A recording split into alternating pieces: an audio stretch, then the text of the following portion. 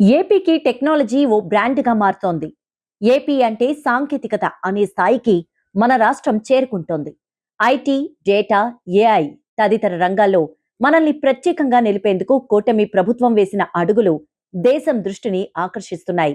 సాంకేతికతను కేవలం అభివృద్ధికి మాత్రమే జోడించకుండా పౌర సేవలకు సైతం అనుసంధానం చేసే దిశగా నారా లోకేష్ ఆలోచన ఇప్పుడు మనల్ని నెక్స్ట్ లెవెల్‌కు చేర్చిందనే చెప్పాలి. వాట్సాప్ సేవల్ని ఇలా కూడా సద్వినియోగం చేసుకోవచ్చా అనిపించేలా లోకేష్ చేశారు. నాడు యువగళం పాదయాత్రలో పౌర సేవల్ని సులభతరంగా చేసేందుకు కృషి చేస్తానని హామీ ఇచ్చారు.